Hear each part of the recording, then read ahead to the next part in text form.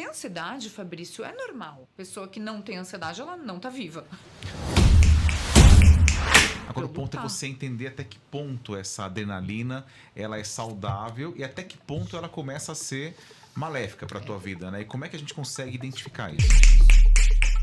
Como é que eu percebo esse excesso de estresse? Memória é a primeira coisa.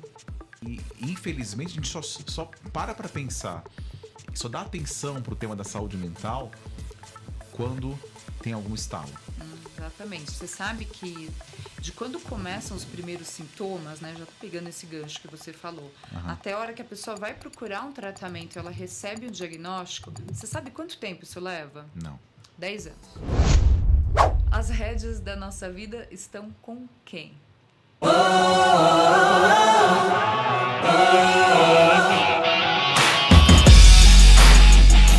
Alô, família! Bem-vindos! Num momento de muito estresse, nesse momento que a gente vive hoje com muita informação, com pouco tempo, com alta produtividade, a gente tem que tomar conta do corpo e da mente.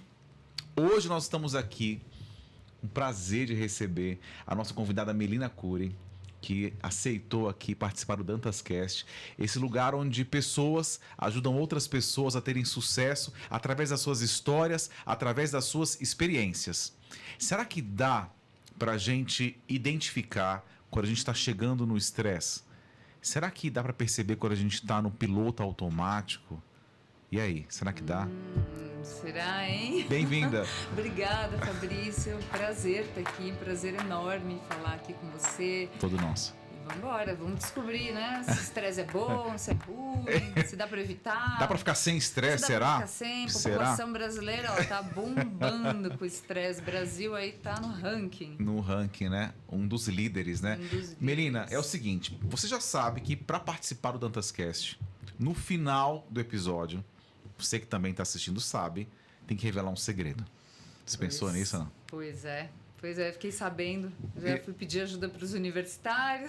Para quem você pediu ajuda? Tem a ver com o nosso começo da conversa, hein? Você pediu ajuda para pessoas da família, assim, como é que foi? Eu fui para minha irmã, para umas amigas que me conhecem, mas o que eu contaria, né? Que pode ser revelado. Tem isso também, né? Tem essa, né?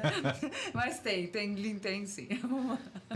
Vamos lá. Melina, primeiro, eu gostaria que você se apresentasse. Por que você está aqui? Né? E qual é a sua história com esse assunto que a gente vai tratar hoje, que é tão importante. Tá bom. Bom, sou psicóloga, né? Eu já tenho mais de 20 anos de formada. Parece que não, né? Mas eu tenho. Tenho 48 anos. E aí, minha carreira, assim, desde que eu me formei, né? Eu atuo como psicóloga, faço a clínica.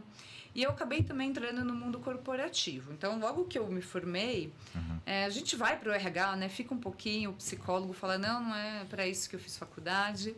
E aí eu já comecei a clinicar, né? Montei meu consultório. A gente alugava a sala naquela época. E aí eu tive a sorte de cair numa universidade, na Unifesp. Então eu fiquei 8 anos lá trabalhando com pesquisa, fiz meus aprimoramentos, fiz especialização. Então eu sou especialista em terapia cognitiva. E dali que eu comecei mesmo assim minha carreira. Dali eu fui para a saúde do trabalhador, trabalhei na Santa Casa, e depois eu caí numa clínica de doença cardiovascular, de uma operadora de saúde, como psicóloga, fazendo atendimento clínico. E depois de um tempo eu fui convidada para coordenar a equipe, né? Porque já tinha essa maniazinha, né? De, deixa eu arrumar esse processo, deixa eu melhorar aqui, melhorar ali. Eu fui pegando gosto disso. E aí eu fiquei 13 anos num cargo de liderança em saúde mental. Da clínica eu fui convidada pela operadora para coordenar a operadora, a área de psicologia. Então, assim, aí eu comecei a diversificar muito, né? Porque além de estar com o paciente ali, né? De estar com a mão clínica, eu conversava com o RH, montava os programas de saúde mental, tinha equipe, liderei, aprendi a liderar, aprendi, né, na porrada, né? Como todo mundo aprende a liderar, né? Não tem curso, ninguém ensina. Depois era uma empresa muito boa, ela investiu muito nisso, então, em liderança, tal, fiz cursos. E até que chegou um momento que eu falei, deixa eu rever aqui minha vida, né? A pandemia deu uma chacoalhada, né? Nas coisas, então, chegou a pandemia, comecei a rever algumas questões. E eu falei, não, eu acho que eu quero ser sozinha. quero trabalhar como autônomo, eu quero eu tocar os meus negócios. E aí eu saí, né, dessa empresa, continuei com o meu consultório, abri uma empresa que hoje dou palestra, treinamento, faço mentoria com liderança. Então, hoje eu posso dizer que eu estou muito feliz assim, com o meu trabalho. Eu faço o que eu amo, eu faço o que eu quero, só faço o que eu quero. Que bom, ó. Então, hoje, vamos ter muitas dicas muito práticas para o nosso dia a dia sobre saúde, sobre a questão de bem-estar, sobre a questão de você cuidar da tua mente. Eu assisti uma palestra da Melina, fazia que nós nos conhecemos, e eu fiquei muito impactado pelos assuntos que você trouxe, porque a gente negligencia muito isso no mercado corporativo. Porque eu acho que todo mundo pensa que é meio que, sabe, super-herói. A gente se sente super-herói, né? A gente acha que o corpo da gente não tem limite, né? E, infelizmente, a gente só para pensar, só dá atenção para o tema da saúde mental quando tem algum estalo, quando tem algum alarme. É assim mesmo, não? Exatamente. Você sabe que de quando começam os primeiros sintomas, né? Já tô pegando esse gancho que você falou. Até a hora que a pessoa vai procurar um tratamento, ela recebe um diagnóstico. Você sabe quanto tempo isso leva? Não. 10 anos. 10 anos? 10 anos. Isso é pesquisa. Então, por que demora 10 anos? Por que as pessoas demoram, né? Para entender esse lugar de vulnerabilidade, de falar, não estou bem, preciso de ajuda, levar a sério e buscar tratamento. Por que você acha que as pessoas têm dificuldade para poder... Primeiro, o que eu vejo, assim, né? Eu vejo que tem uma questão de, talvez, do ego, vergonha de admitir que tem essa vulnerabilidade. Tem um pouco disso? Queria saber por que as pessoas têm receio, né, de olhar para si próprias com essa visão de que, putz, eu posso ter algum tipo de limitação, vamos colocar assim, se é que é assim que pode ser descrito isso.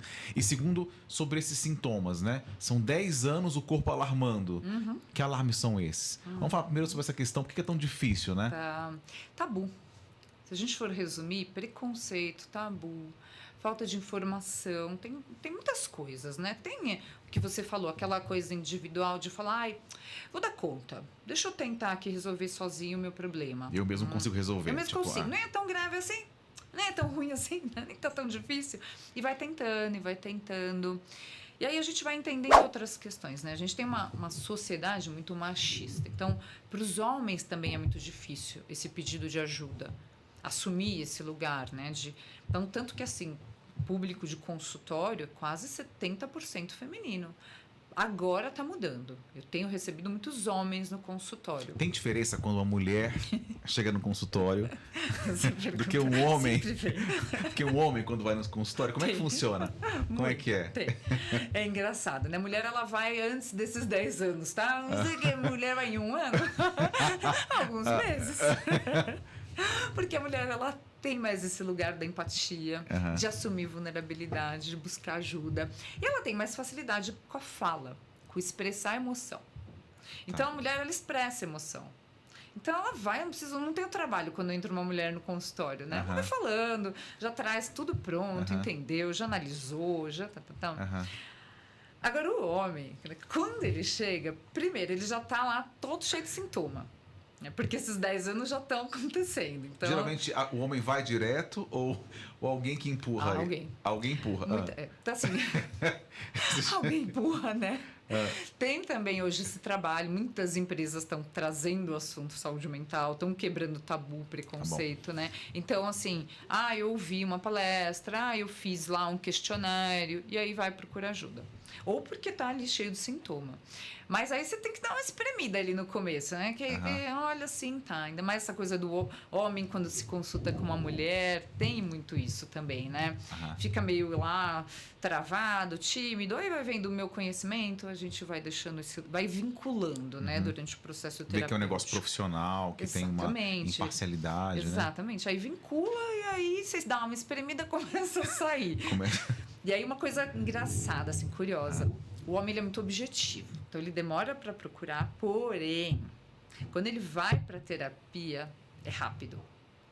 Eles têm uma resposta terapêutica muito objetiva, né? Muito rápido para poder fazer o plano de ação, assim, é isso? E começar a mudar o comportamento? Exatamente. A terapia cognitiva, ela trabalha muito com tarefas de casa.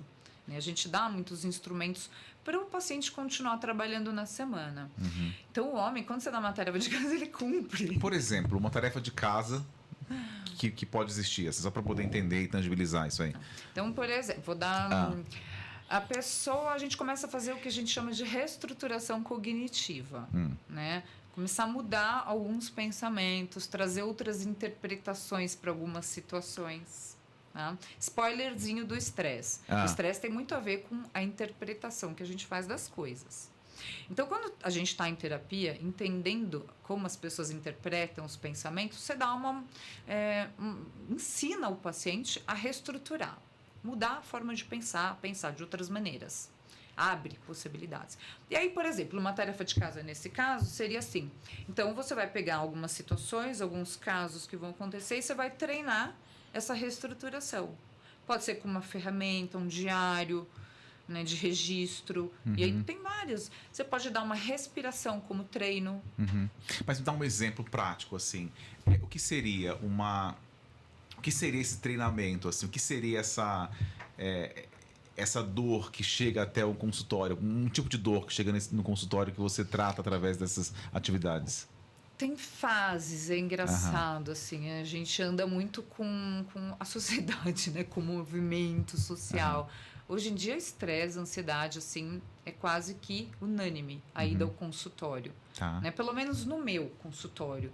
Então, tem muito essa coisa, né, um psicólogo, ele acaba atraindo tipos de paciente, até por indicação, vai nela, gerenciou meu estresse muito rápido. Então, começo a receber muito questão de estresse, né, desse adoecimento, dessa incapacidade de lidar com as coisas, da dificuldade de atenção, concentração, que Entendi. muito não tem a ver com o diagnóstico de transtorno de déficit de atenção que está na moda, não tem nada a ver, tem uma questão de treino cerebral, né, de falta de foco. Então, as pessoas estão sem foco, estão no piloto automático, estão com grau de ansiedade. O Brasil está em primeiro lugar no ranking de transtorno de ansiedade, no último levantamento da OMS. Então, assim, o brasileiro... O que é uma pessoa ansiosa? O que é uma pessoa ansiosa? Só para saber se eu sou ansioso. Tá, diagnóstico aqui. Deixa eu pegar um teste. Brincadeira. Então, vamos lá. A ansiedade, ela se apresenta de algumas formas. Se a gente for pensar, tanto na questão do comportamento fisiológico, a parte física, e na parte mental, emocional. Então, vamos pensar a parte física, que é sempre mais fácil reconhecer a ansiedade. Mão gelada, pé gelado, não porque está frio, mas principalmente a ponta dos dedos, né? Quando a gente está com uma ansiedade muito alta, por conta da liberação de adrenalina, cortisol, cai a temperatura, né? Então, a circulação sanguínea, ela é muito rápida por conta do batimento cardíaco, então os pés e mãos congelados. Coração acelerado, taquicardia. Então, uma pessoa ansiosa, ela respira pouco, ou ela respira curto. Tá lá, às vezes tá lá o dia inteiro, não respira, acelera o batimento cardíaco. Suor, às vezes, não porque tá quente, né? Então, uma sudorese, aquele suor meio frio, dor de estômago, né? Aumenta a acidez no estômago, ácido clorídrico aumenta, então ela começa a ter gastrite. Que mais são sintomas? Você não tá ticando tudo, né? Tá. Tô aqui pensando. Se vou ticar, sair não daqui tem problema. Com diagnóstico. Vamos interromper. Então, assim, esses são sintomas fisiológicos mais aparentes.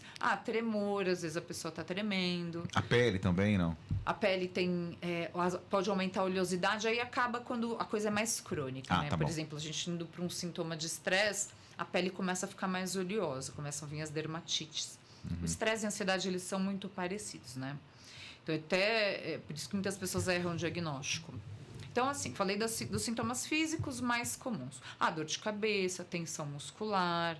Pessoa ansiosa, ela está sempre mais tensa, né? Rigidez, preocupação. Aí vamos para o lugar mental. Preocupações. Então, é aquela mente que está sempre preocupada com o futuro, com alguma coisa que ainda não aconteceu. Porque existe uma característica, né, entre as pessoas mais ansiosas, que é essa tendência de querer controlar. Preciso controlar as coisas. Então, se eu ficar pensando em tudo que vai acontecer, eu controlo as variáveis. E não é uma verdade. né? A gente só acelera pensamento, a gente desorganiza, a gente não controla. O que a gente controla da nossa vida, né? Para falar a verdade, né? Nada. Quase nada. Então, a pessoa com essa característica mais ansiosa, ela está sempre preocupada com o futuro. E aí os comportamentos vão se alterando. É aquela pessoa preocupada, assim, né? Tá aqui, preocupada Pensa. se amanhã vai acontecer alguma coisa, se ela vai ser demitida, se... É isso, né? Exatamente. Ela antecipa os problemas. Aham. Ai, porque se eu não fizer isso, vou ser mandada embora. Se eu não entregar o relatório, isso vai acontecer. Aquela ansiedade do domingo à noite, por exemplo, de pensar na perfeito, semana, de ficar ansioso, né? de achar que vai dar tudo errado, não vai dar tempo. Exatamente. Não vai dar tempo, então ela começa a tentar se preparar. Aham. E aí ela se perde nisso, porque não tem como a gente controlar, então ela pensa demais, acelera pensamento, e aí muitos pensamentos começam a se desorganizar. Né? Ela fica E com a isso mente... ela perde a ação também, é isso, não? Sim, ela perde foco, perde ação. As ações começam a ficar prejudicadas por conta... Então, ela faz muitas coisas ao mesmo tempo. Então, tem essa característica de ser multitask, que é muito ruim para a mente. Começa a fazer tudo ao mesmo tempo, porque não vai dar tempo. Não vai consegue acabar nada, né? Começa a abrir uma série de frentes e aí depois quando vê, Exatamente. chegou no final do dia não conseguiu fechar quase terminar nada. Ou chega no final do ano não conseguiu ticar nenhum daqueles planos do final do ano, é isso? Então, né? E ela tem e tá cansada e fica exausta, porque cansa, né? É adrenalina, é cortisol, então fisiologicamente é cansativo. A ansiedade, Como são os sonos das pessoas que são ansiosas demais? praticamente não são.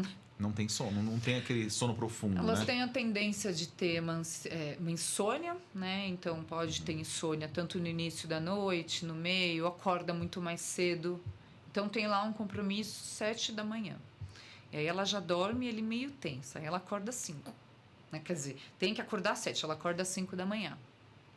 Não acorda disposta, acorda cansada, ou até acha que acorda bem, porque está com a mente já acelerada, mas está perdendo foco. Então, o sono prejudica, a alimentação, e aí começa a prejudicar várias áreas da vida dela. Né? Então, assim, só que ter ansiedade, Fabrício, é normal. Né? É uma emoção humana. Pessoa que não tem ansiedade, ela não está viva. Ela morreu. É necessário, porque um pouco dela, ali é muito parecido com o estresse, um pouco dela move a gente a buscar as coisas, a sair da zona de conforto, a lutar. A ter curiosidade, não. Ter curiosidade é uma emoção de sobrevivência, de curiosidade, de busca, é uma energia ativa, né? Então eu preciso ter um pouco de adrenalina para eu sair buscar minhas coisas. Agora o ponto é você entender até que ponto essa adrenalina ela é saudável e até que ponto ela começa a ser maléfica para a tua vida, né? E como é que a gente consegue identificar isso? É muito difícil esse limiar, né? Então, quando que isso é um excesso e quando que isso é bom?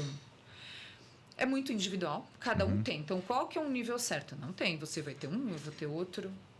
Né? Quanto tempo que você aguenta ficar numa exposição que te causa ansiedade? Né? Numa situação de estresse, sei lá. Eu vi você, na tua palestra, você mostrava um gráfico, e até depois eu vou colocar o gráfico aqui na edição, mas quero água assim. E nesse gráfico você mostrava que o nível de... Era um nível de estresse que os profissionais, ou que as pessoas, enfim, têm, e que você não deveria ficar nem no início, nem no final. Comenta um pouco disso, assim. É a curva de Dodson, né? Então... Depois eu te dou a referência tudo para você colocar. Então, vamos imaginar né, um gráfico e uma curva de sino, né? Para quem está em casa entender. Aquela Eles vão curva, ver. né, que sobe e desce. Então, o que acontece? Embaixo está o nível de estresse da pessoa. Um estresse baixo, um estresse adequado, um estresse suficiente.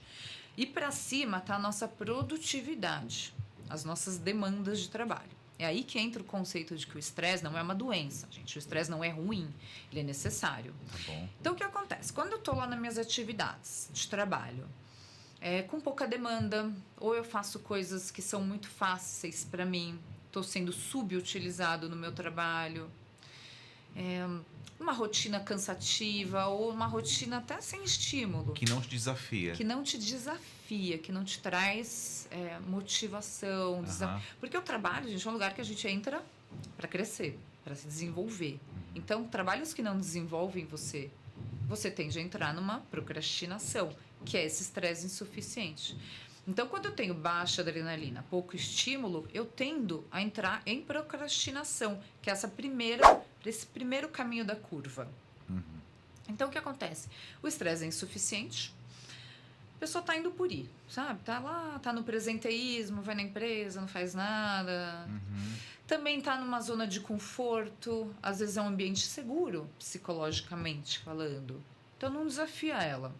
Então, ela está ali. E aí ninguém aguenta ficar. Você começa a procrastinar. Pode prestar atenção. Quanto menos atividade a gente tem, menos a gente faz.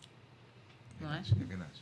Né? Quando a gente está com muito tempo, a gente acaba se perdendo no muito tempo, né? E começa também a se sentir um pouco inútil, né? Se sentindo um pouco desvalorizado. Não tem esse ponto, não? Sim, porque começa a mexer com os valores pessoais, né? Poxa, É engraçado, né? Como a mente da gente é muito doida, né? Ela entra num ciclo e a gente começa a se sentir mal porque sabe que está fazendo menos que poderia, que teria capacidade, e a gente se sente mal, se sente culpado e a gente entra em autocobrança. Eu sou bom o suficiente, chicotinho. Sou impostor. Eu sou impostor, não sei o que eu estou fazendo, não tenho capacidade para fazer. E da importância dos líderes nesse processo, né? Porque você precisa entender, né? Pelo que eu estou entendendo, né? Você precisa entender como é que está a demanda para o teu time, né? Quem são essas pessoas que estão sem atividade, ou estão sem um nível de desafio adequado pelo potencial que ela tem? Porque essas pessoas também podem se entristecer. É isso, essas pessoas também podem se desmotivar. Exatamente. O papel do líder é esse. Ele conseguir trazer o lado humanizado, ele não pode esquecer da empatia, de olhar e falar assim, como é que eu vou puxar essa pessoa para ela se desenvolver? Que tarefas que eu dou, que atividades que eu dou que são dentro da capacidade dela, que ela vai se estimular, mas que seja respeitoso, que tenha um lugar de cuidado, que eu olhe para ela como um ser humano também que tem vida, que tem... E aí essa pessoa se estimula, né? Quando isso é feito com cuidado, com segurança. A gente chama isso de segurança psicológica. Um ambiente que a pessoa pode se sentir à vontade para errar, para fazer pergunta, para tirar dúvidas. Para ser quem ela é. Para ser quem ela é, exatamente. A crença, a segurança psicológica é a crença de que o meu lugar de trabalho é seguro para eu poder ser quem eu sou.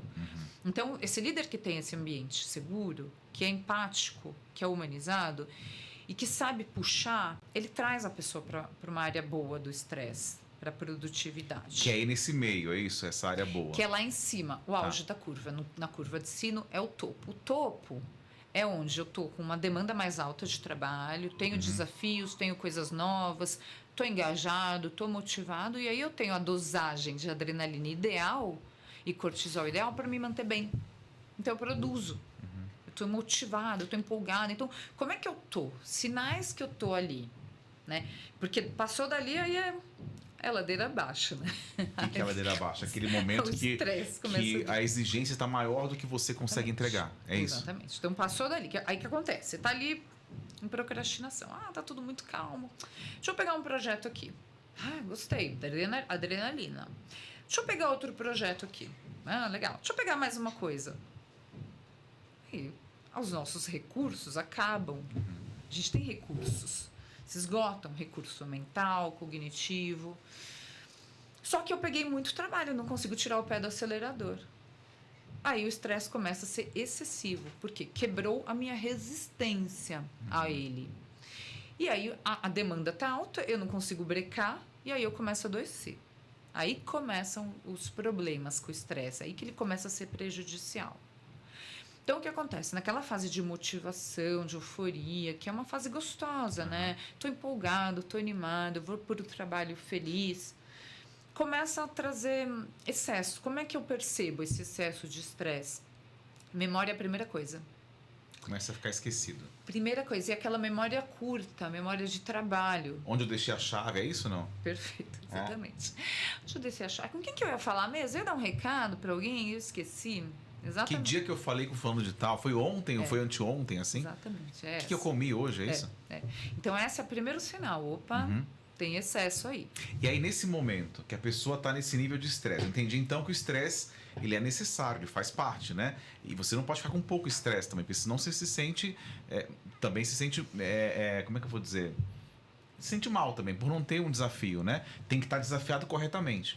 Mas aí, quando você começa a entender que esse desafio começa a ficar muito alto, o que é que você tem que fazer?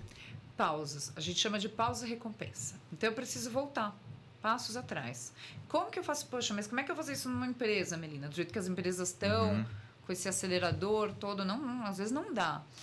Pequenas atitudes no dia a dia ajudam a gente a equilibrar o que é esforço, o que é recompensa. Por quê? O que acontece? Quando eu estou em estresse, eu estou com o meu sistema nervoso simpático muito ativado, que é o sistema do estresse. Adrenalina, cortisol, então tá aquela bagunça no meu sistema nervoso. O que eu preciso fazer? Aquele carnaval de hormônios, de sensações. Sensações, pensamentos. O estresse é uma guerra no organismo, né? Todo o organismo tá bagunçado. O que acontece? Tá caindo cabelo, a pele tá oleosa, tá com a unha fraca. O olho, assim. O olho tremendo, isso é clássico, né? A libido acaba, a pessoa fica irritada, a tolerância baixa. Então tem um monte de coisa acontecendo ali, né? Impaciente. Tudo tá inflamado, né? Tá tudo inflamado. E aí o que acontece? Eu preciso ativar um outro sistema que chama parasimpático. Esse sistema é o que pausa essa resposta adrenérgica, é o que equilibra. Então, eu preciso ativar o meu parasimpático. Como que eu ativo o meu sistema parasimpático? Pausas, relaxamento. O que é uma pausa? Uma pausa, por exemplo, eu estou no meio de uma reunião, estou num dia complicado, de repente... Pausa para respirar. Fecha o computador, é isso? Nem precisa tanto, Fabrício. Aí que tá.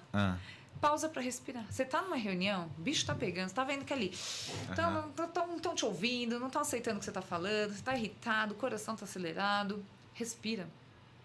A respiração é comprovadamente uma técnica, uma prática que ativa o parasimpático. Vamos pensar que a gente respira o dia inteiro, né? Quando você fala para e respira, quer dizer o quê? É prestar atenção. Respira direito. É isso? Como é que é essa respiração? Respira com calma. Então é inspirar o ar pelo nariz com calma, soltar pela boca. Exatamente. Então, algumas vezes, é isso? Algumas vezes. Os estudos, né, de respiração, eles mostram, então, assim, o que acontece com a respiração, né? Por que ela tem essa função de ativar o parasimpático? A respiração profunda. A respiração profunda é aquela que a gente vai acionar o nosso diafragma. Não é essa aqui, ó, no peito, né? Então, ela essa curta, não é essa curta, é uma profunda. Curta, puxa. Ela é mais profunda e meu músculo de diafragma, ele vai se mexendo, porque realmente é onde eu estou controlando. Eu consigo controlar, né, essa respiração por aqui. Eu estufo a barriga, eu encolho, soltando o ar. Exatamente. Você vai puxar pelo nariz, é isso? Exatamente. E soltar devagar. Mais tempo para soltar, para expirar, do que para inspirar.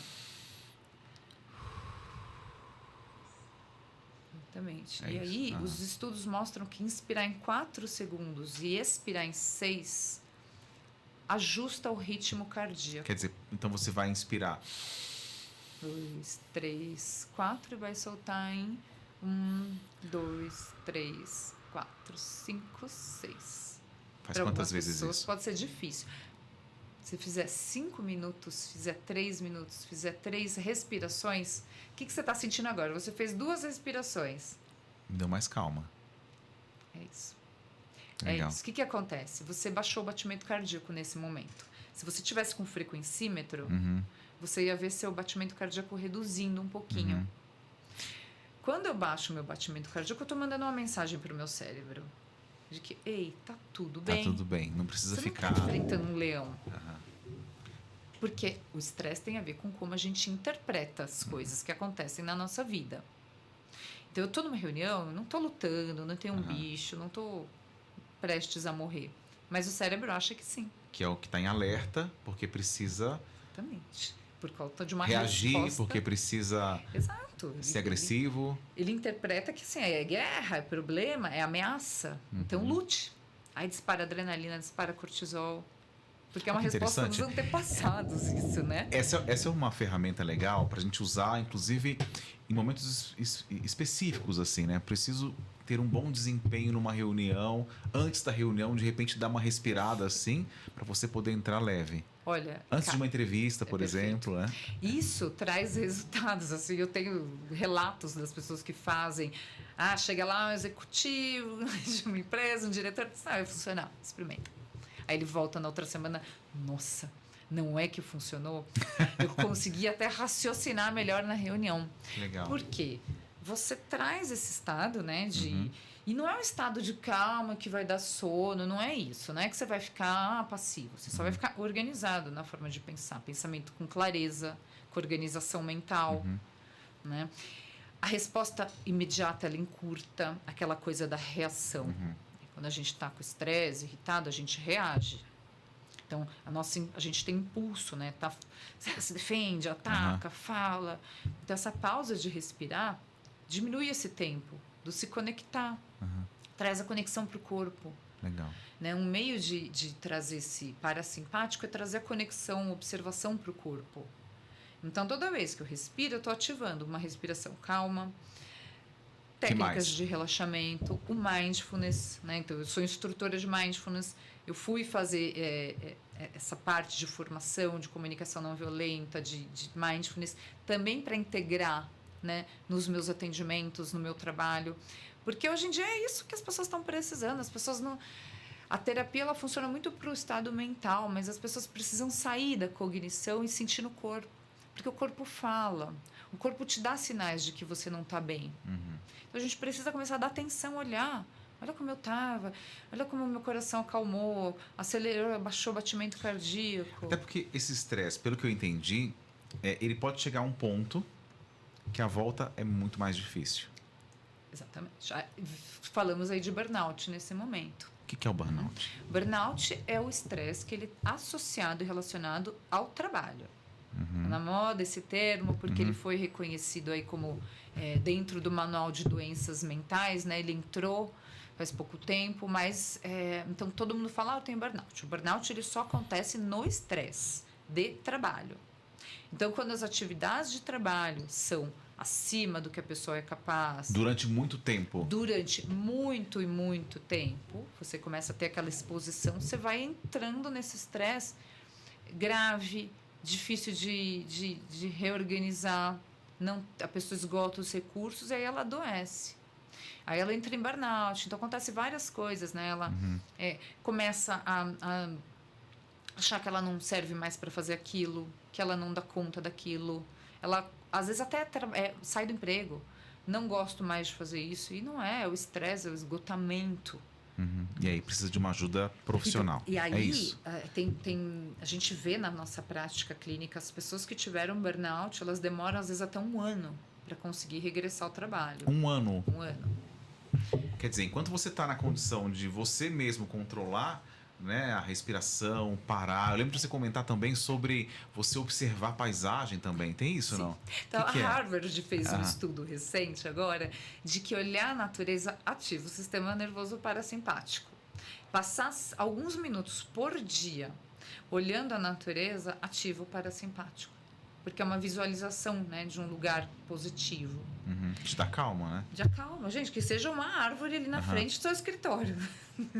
Dependendo do lugar que a pessoa trabalha, não tem muita árvore. Mas procurar na natureza ali algum parque perto de casa e dar uma pausa ali, 5 minutos olhando.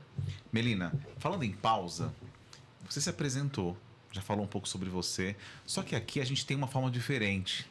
Tá? De conhecer mais profundamente as pessoas que aceitaram vir aqui, compartilhar suas histórias, compartilhar suas experiências. É tipo um quebra-gelo, tá? Bora.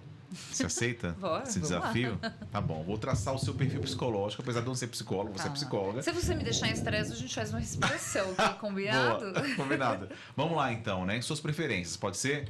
Pode. O que você prefere, café ou chocolate quente? Café. Café? Com certeza. Toma muito café, não? Tomo. Tomo, mas eu tento não tomar depois das 3, 4 da tarde para não atrapalhar o sono, né? Legal. E como psicóloga, eu uso tudo que é técnica, eu uso em mim, tá? Tá bom. Pizza ou hambúrguer? Hambúrguer. Hambúrguer? Hambúrguer. Legal. Feijão por cima ou por baixo do arroz? Gente, por cima. Não sei quem inventou que é o contrário. Não faz sentido. Feijão em cima, também Em tô cima. nessa. Vinho ou cerveja? Ou nenhum dos dois? Cerveja, adoro. É, sério? Adoro cervejeira. Não parece, Não né? tem cara. Mas Não eu tem gosto. cara. Tem certeza? Absoluto. Uma boa conversa ou uma boa balada? Conversa, boa conversa. Gosto de balada. Aham. Mas uma conversa é uma conversa. Praia ou piscina? Praia, muito. É? Muito sou praieira. É, pra que praia que você Praiana. gosta de ir? Litoral Norte. É tão bonito, né? Ai, eu amo, sim. Qualquer praia pra mim. Eu tenho um negócio com praia. Queria saber um pouco mais sobre você, queria entender por que você chegou nesse momento. Você teve alguma experiência relacionada a estresse? Tive várias, algumas, várias milhões. Vamos lá, né? Essa minha mudança de carreira, né? Essa minha transição, que é uma transição, mas não mudou o que eu faço, né? Eu só saí da empresa e fui para o consultório. Teve a ver com um momento de estresse também. Teve a ver com eu olhar, então veio a pandemia, a gente começou a rever, né? Acho que todo mundo passou por isso, de rever muito o que está fazendo, como está fazendo. Por que as pessoas tiveram tanto essa necessidade de olhar para si própria? Pelo isolamento. Né? Não tinha pra olhar aquele pra fora, momento, olhar pra dentro. exatamente, aquele momento de lockdown, que foram lá uns 3, 4 meses, todo mundo ficou mais quieto, todo mundo começou a se olhar. E essa coisa, a iminência, né, de uma doença, um Da perigo morte. de morte, de perda, não só perda de vida, perda de trabalho, perda de pessoas. Então, acho que as pessoas começaram a falar, meu Deus, a vida é curta, né? Muitas pessoas saudáveis morreram, então as pessoas morrem. Então, acho que chegou perto, né? Como foi isso para você? Então, e aí eu estava, sim, feliz com o meu trabalho, eu amava o que eu fazia, só que eu já estava muito diferente do meu começo de carreira, né? Quando eu fui fazer psicologia, foi muito nesse lugar de querer ter um consultório, de trabalhar por conta. E aí chegou a pandemia, você começa a rever, né? Eu perto lá dos 40 e poucos anos, falei, bom, como é que tá a minha vida? Deixa eu me avaliar aqui. Avaliar meus sintomas de estresse, né? Como bom psicóloga. Oxe, tô dando check em tudo aqui. Tem alguma coisa que não tá bem. Né? E aí eu comecei a lembrar de uma coisa que é muito importante, né? Os nossos valores. Nos estudos de mindfulness, né? A gente entende assim, quais as causas do sofrimento. O que fazem as pessoas sofrer? Uma das maiores causas é quando você tem seus valores e você não está de acordo com os seus valores. Quando as suas ações diferem, tem uma incongruência. Então, todo mundo tem seus valores lá. Família, trabalho. Foram construídos durante a vida inteira. Que são construídos, exatamente. Que não são nem objetivos os valores que a gente tem. São lugares que estão ali, né? E que a gente almeja e que a gente precisa saber o que é importante para a gente. Quais os nossos valores mais importantes? Né? Quais eu quero dedicar mais meu tempo? Que ações que eu faço para que esses valores estejam em dia na minha vida? E quando eu fui olhar a minha lista de valores, eu falei, ops, um dos valores principais da minha vida é qualidade de vida. Uhum. É ter uma vida com prazer, não ter essa sensação de, eita, estamos em novembro, o que eu fiz durante o ano? Acabou o ano, que todo mundo tem. E quando eu olhei para a minha vida profissional, eu falei, mas não estou tendo tempo. Eu tive tempo na pandemia. A pandemia me deu tempo para tudo. A gente estava trabalhando em casa. Uhum. E aí eu comecei a falar, tem uma incongruência dos meus valores e das minhas ações. Não quero isso. E aí eu estava lá com os meus sintomas de estresse, eu estava esquecendo, né, de gerenciar algumas coisas importantes para mim. Uhum. Aí eu falei, preciso fazer mudanças. E aí eu fiz as mudanças, né? Livre de estresse? Não, ninguém fica.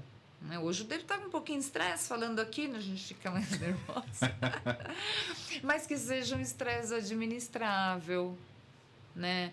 Que ele fique mais tempo positivo do que negativo. É assim, né? Então eu vou ter estresse. Todo mundo vai ter fases difíceis, né? Que está acima. A questão é voltar um pouco. É saber brincar nesse lugar. Quando eu sei brincar, tiro o pé, acelero. É ter esse controle, né? Exato. Tentar ter esse controle, né? Tô aqui, percebo que tô um pouco acima e aí eu volto, respiro, dou uma pausa. Exatamente. Me alimento de coisas que me fazem bem. Total. A praia. praia. A música, talvez. É uma nutrição em tudo, né? A Aham, música, a arte. praia. O que você gostar. O que cada um tem que ter um leque. Você tem que ter muitas opções. Não adianta ter uma ou outra. Então, o que que te reconecta? Né? O que que faz você ativar o parasimpático? Como é que você ativa esse sistema de recompensa, de relaxamento? Né? Quais são os seus prazeres? No seu dia a dia tem mais eventos prazerosos ou desprazerosos? Ou na semana, ou no Tem mês? alguma equação? Porque eu vejo que tem muitas pesquisas que mostram que as pessoas trabalham naquilo que não gostam. Infelizmente tem. A gente não sabe muito bem até que ponto é utópico pensar que você vai trabalhar numa profissão e que você vai ficar feliz o tempo todo, né? Sim, não existe esse lugar. Não vai ter, Não tem. né? Até porque mesmo que você faça aquilo que você ame, vai ter um momento que você vai ter que fazer atividade que é atividade chata, Exatamente. né? Vai ter que cobrar o cliente, você vai cobrar o fornecedor, Sim. enfim. Mas como que a gente consegue enxergar isso assim? Como é que a gente consegue avançar nesse sentido? Então, tem muito a ver com a maneira que a gente se relaciona com as coisas. Como eu me relaciono com as coisas que eu não gosto de fazer. Como é que eu interpreto aquilo? É o fim do mundo, é horrível, né? Tá, não tem jeito, é chato demais. O estresse vai ser maior. Não? Se eu me relaciono de uma maneira, ok, isso aqui é chato, mas eu estou conectado com outras coisas. Eu estou entendendo como é que está meu corpo, meus pensamentos. Eu sei para onde eu estou indo. Sabe a história do cavalo louco? Já ouviu essa história? Não, Então conta. era assim, tinha um homem, né, que ele subiu num cavalo e ele pegou uma estrada. E aí ele começou a acelerar, cavalgar, a milhão com aquele cavalo, pá. E tinha um outro homem na estrada, olhou para ele e falou: mas senhor, onde é que você vai com tanta pressa? Não sei, pergunta pro cavalo. Entendeu? As rédeas da nossa vida estão com quem? Tá com o cavalo ou tá com a gente? Vamos falar sobre piloto automático? Eu acho que a gente entrou nesse ponto, assim, né? O que é o piloto automático? O que é essa história de sai do piloto automático? Como é que é a rotina de uma pessoa que está no piloto automático? Então vamos lá. Piloto automático todo mundo tá praticamente com a vida que a gente leva hoje, né? Então, essa tendência de não estar no aqui e agora. É o oposto de estar no aqui e agora, é estar no piloto automático. Quando eu não estou concentrado no que eu estou fazendo, com foco, com atenção.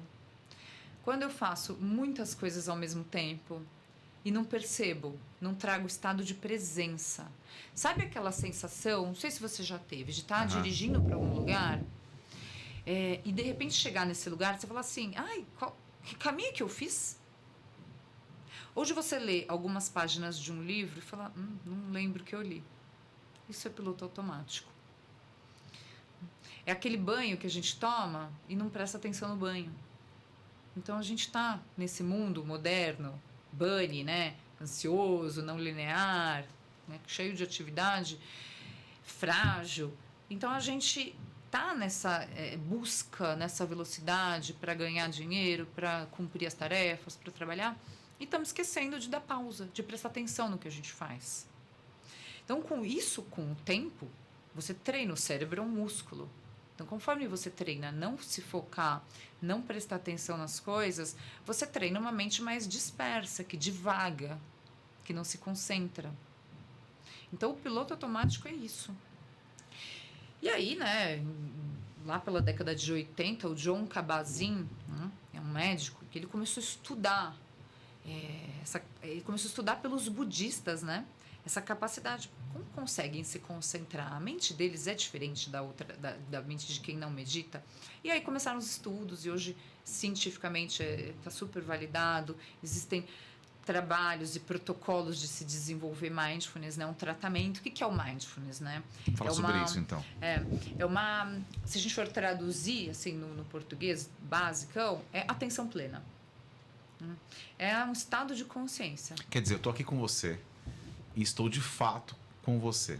Qualidade de presença, é isso. Você está em mindfulness. Eu não estou pensando para onde eu vou depois de sair da gravação. Eu não estou pensando em nenhum problema no final de semana. Tô aqui. Exatamente. A sua mente está em mindful. ela tá ali com a atenção concentrada no que está acontecendo no momento presente. Então é isso. Isso é o ideal. Esse é o ideal. É estar atento de maneira proposital. Então é de propósito. Você leva uma intenção. Vou prestar atenção na conversa que está acontecendo no aqui e agora. Com uma atitude de aceitação e gentileza. O que é isso? É a gente não trazer aquele caráter do julgamento. A mente que julga. Se minha mente está julgando, tem aquele juiz interno lá que fica assim, nossa, essa Melina está viajando, nossa, olha o que ela está falando, né? Olha que não sei o quê. Você já não está conseguindo prestar atenção no que eu estou falando. Então, o estado de mindfulness é trazer essa gentileza, essa abertura. A gente fala, é a mente da criança. Você já viu a mente da criança, de um principiante? Quando ela olha um objeto novo e não conhece. Ela fica olhando de forma contemplativa para aquilo, né? Exatamente. Um microfone, que legal. Exatamente, com curiosidade. Ela não julga, ela não sabe para que é, ela tem abertura. Essa é a mente de uma pessoa que trabalha, que faz o mindfulness, que pratica. É um estado da mente. Todo mundo é capaz, Fabrício. Todo mundo tem esse estado. Algumas pessoas têm mais, porque nascem com essa capacidade, e outras precisam treinar esse estado, mas ele é treinado. É treinável isso aí, é isso? Treinado. Legal. E como é que é um treinamento para você poder ficar com qualidade de presença, assim? Tem uma técnica, assim, não? Tem um conjunto de práticas, né? Tá. Então, tem protocolos. Hoje, esses protocolos validados pela ciência, tem protocolo para ansiedade, para depressão, para dor crônica, alivia muito, para prevenção de recaída para quem foi usuário de álcool e drogas, para alimentação consciente, para quem quer reduzir compulsão alimentar, para estresse, para qualidade de vida. Então, você precisa procurar um profissional, né, que tenha esse certificado, que trabalhe com isso, e ele vai dar esse conjunto de práticas, né, em protocolos que vão de 8 a 12 semanas. Quando você treina todos os dias, né, o grupo é uma vez por semana, o grupo ou individual, você faz uma vez por semana, mas você vai treinando em casa, com tarefas, com exercícios de casa. Às vezes uma simples respiração. Né? E a gente até pode fazer aqui, se a gente estiver no tempo, uma prática breve, para sentir o que é para quem estiver fazendo em casa, né? Quem estiver acompanhando a gente. Então, essa pessoa que vai praticar todo dia, ela começa a ter algumas mudanças no cérebro dela. Então, ela começa a ter mudança tanto na parte fisiológica, física, nas emoções. As emoções vão se equilibrando, ela aprende a gerenciar, a não dar aquela resposta imediata. E aí, Quer fazer com a gente? Vamos fazer? Então bora. Que aí é sentindo que a gente sabe o que vai acontecer. Então vamos lá, vamos praticar aqui. Estamos praticando. Eu vou fazer uma prática que a gente chama de 3 minutos. É uma prática breve, não vai durar 3 minutos, mas a gente quer dizer esse nome porque ela é rápida. Tá bom. Né? E quem Vamos estiver dar uma em casa ideia. vai seguir. Exatamente. O que eu vou pedir? Então, que a gente cuide da nossa postura. O mindfulness, ele exige uma certa postura. E não é aquilo da meditação, tem que sentar em lótus. Não, gente, tá? Meditação é diferente de mindfulness. Quem está assistindo, faça também, tá? Para poder testar. Exatamente. Então, o que é legal fazer? Importante. Pés apoiados no chão. Tá bom. Tá? As mãos podem ficar apoiadas no colo, podem ficar assim, ó, em concha, apoiada aqui, sabe? Uma sobre a outra, sabe? Você descansa. Porque é importante essa postura estar confortável, mas ela tá firme. O que significa isso? Firme é porque eu preciso estar num estado de presença. Não é uma prática que vai relaxar, é uma prática que vai concentrar. Então, a coluna, ela deve estar ereta, até para respiração passar melhor e a gente estar atento. Para algumas pessoas que têm desconforto na lombar, encosta só um pouquinho da lombar, mas deixa aqui fora do assento, tá?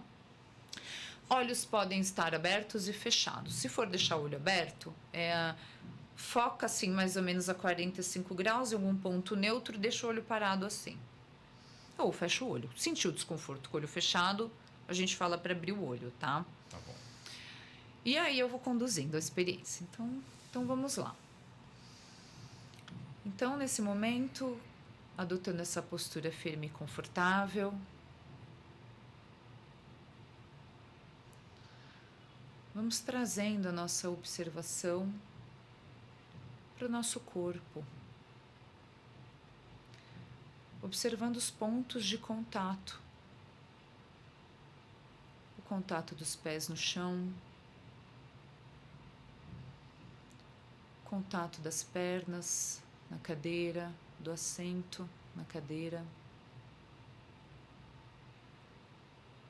Talvez eu possa observar o contato das mãos no colo.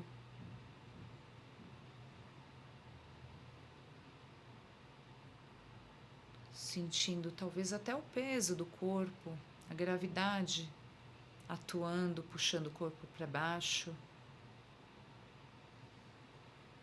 Apenas observe, sem julgar, sem avaliar a experiência.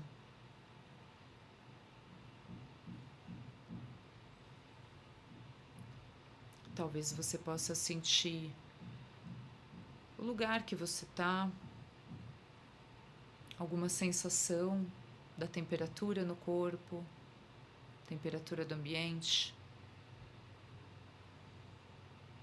Talvez o contato da roupa com a pele, algum cheiro, barulhos da sala.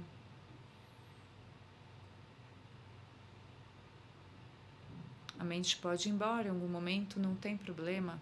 A mente foi feita para divagar. Apenas traga de volta para a observação do corpo.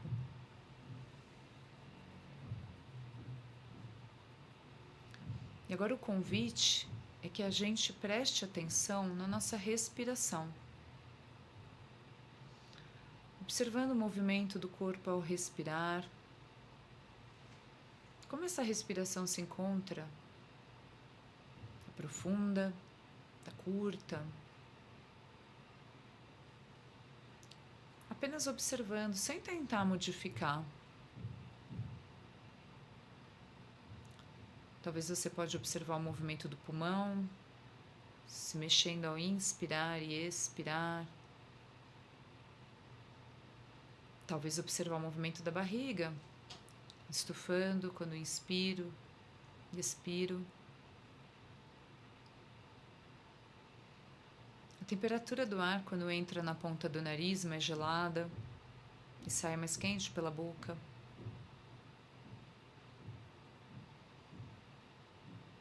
Apenas observando esse movimento que é natural, é involuntário, acontece sozinho.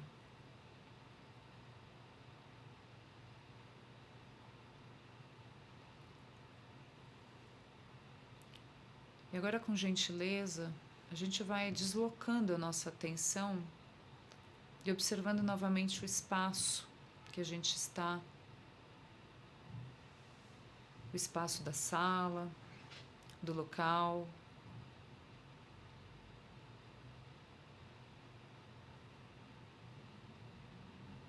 Fazendo até um caminho de volta com a nossa observação para os pontos de contato dos pés no chão.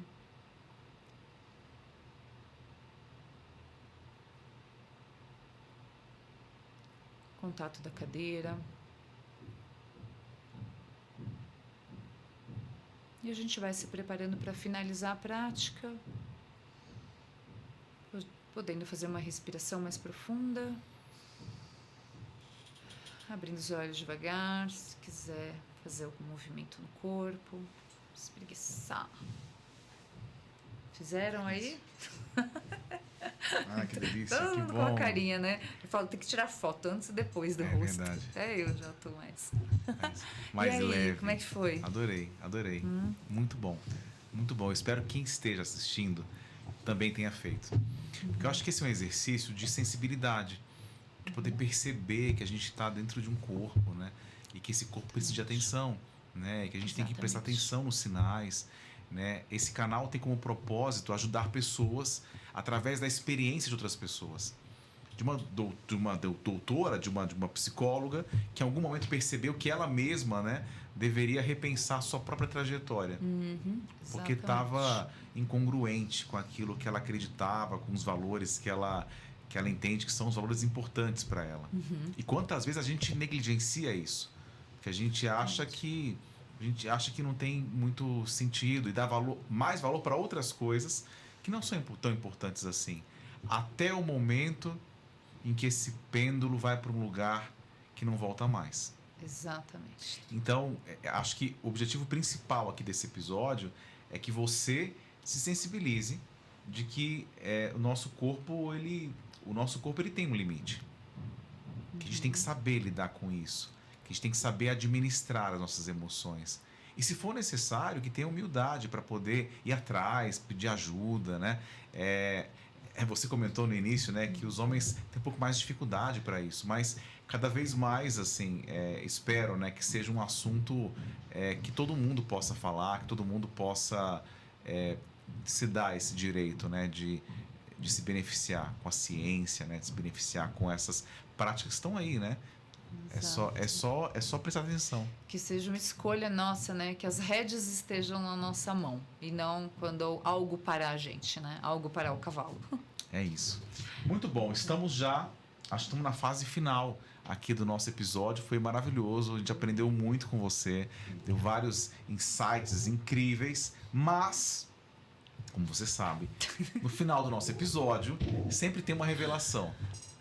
Sempre tem um segredo que o nosso convidado gentilmente traz. A gente fica todo mundo curioso para saber qual que é esse segredo que você vai trazer. Essa revelação, vamos lá. Pensou ou não? Vamos lá. Né? Eu contei, né, como eu comecei a trabalhar com mindfulness, o estresse, o porquê, tananã, mas não quando eu comecei lá atrás a ter curiosidade pela meditação. Como realmente, antes de eu começar a trazer para o estudo científico da minha vida, trabalho, cursos, por que eu tive contato com isso? E aí eu vou te contar que foi por causa de um pé na bunda que eu levei. Boa. E quase ninguém sabe disso, tá? Eu terminei com um namoro, né? Ele terminou comigo. E era um relacionamento com uma pessoa bem narcisista. Isso causa, quem já namorou narcisista sabe como isso afeta. E me afetou num grau muito grande, né? Eu, como psicóloga, falo, meu Deus, como isso me afetou? Me dá elementos de uma pessoa narcisista, que pode ser que as pessoas não saibam, né? Tá. Só pra gente poder entender a sua situação, pra gente poder se sensibilizar. Tá. Ela manipula muitas situações, né? Tá. Então, ela tem essa tendência de fazer com que você se sinta errado o tempo todo. Ela tem um jogo mental tão incrível, né? Ela tem baixa empatia, então ela olha muito para os objetivos, ela quer alguma coisa naquela relação, ela tem um interesse, ela vai atrás, ela tem pouca conexão de entender a vulnerabilidade, entender então as necessidades. A separação é mais dolorosa, porque ela te faz, inclusive, te sentir... ele te fez, né? Ele te fez se sentir mal. Sim, no começo a gente chama de love bombing, né? Então vem com muito amor, e depois faz um silêncio, se afasta, enfim, eu não percebi. Acabei me envolvendo, aí fiquei mal pra caramba. E aí eu falei, meu Deus, eu fui tentar terapia tradicional, nada funcionava, e aí eu caí num psicólogo, psicólogo não, ele era um terapeuta que não era psicólogo, porque eu falei, bom, as minhas técnicas não funcionam. Nesse caso, né? Naquela época eu não tinha as ferramentas. Deixa eu procurar algo mais holístico. Você já era psicóloga? Já era psicóloga. E você procurou cética. Alguém... Era cética. E eu falei, deixa eu ir no holístico aqui, porque a técnica não está funcionando, não é possível. Depois eu entendi que eu estava numa técnica não tão correta. Tinha um outro jeito de tratar transtorno narcisista, né? Mas aí naquela época eu não sabia. Aí eu caí num terapeuta holístico. A primeira coisa que ele falou quando eu entrei, ele falou assim, respira. Eu falei, gente, cara louco. Respira. Tô aqui querendo falar. Tô sem tempo para respirar, né? Respirar. E aí eu não conseguia respirar. Quando ele começou, meu coração acelerou, eu fiquei mais ansiosa, eu não conseguia. E aí ele foi me treinando com as técnicas, só com respiração, a gente quase não conversava. Né? E ele tinha algumas outras técnicas, assim, de respiração profundas, mas assim, virei outra pessoa. E aí eu falei, caramba, esse negócio de meditação funciona. Ele me deu meditação, fui estudar o assunto, estudei na psicologia budista essa área. E aí, depois que eu entrei na parte ciência do mindfulness, né? Fui trazer para a área ciência, largar toda a parte religiosa. E aí, isso foi muito transformador na minha vida. E eu marquei com uma tatuagem. E aí, uma das revelações também, já duas, é que eu tatuo meu corpo todos os momentos importantes da minha vida. É sério? Eu tenho 9 tatuagens. E pode cada mostrar uma tem uma alguma, história. não? Da meditação, quando eu Ah, comecei a legal. Mindfulness. Mostra aqui pra gente, É pro um pessoal bonequinho poder. meditando. Ah, que legal. Você vai dar pra ver, né? Cada marco Né? você faz uma Eu tatuagem. faço uma tatuagem. Que legal. E cada uma tem uma história. E essa Ah. teve, né? Que eu associei a flor de lótus, a história da flor de lótus, né? A lótus é uma flor que nasce do lodo. Então, ela nasce de uma condição adversa, ela tem um caule super forte para conseguir levar todos os nutrientes e sai aquela flor incrível. Então, esse foi o símbolo para mim de como eu consegui me levantar de uma relação que me derrubou. Legal. Quer dizer, num terreno que parecia ser infértil, surgiu uma linda flor. Surgiu uma linda flor e toda a minha trajetória profissional mudou muito por conta disso, né? Legal. Que bonito ver que você, além de ter vivido isso, você proporciona para os seus clientes, né? Proporciona para as pessoas que assistem suas palestras. Quem quiser te conhecer mais, faz o quê? Tem o Instagram, né? Aham. Que eu tô, assim, né? Ainda lutando, né? Pra mexer nele. Aham. Mas o Instagram, né? Psicologia Melina. E, Vai estar aqui embaixo, tá? Para quem está assistindo.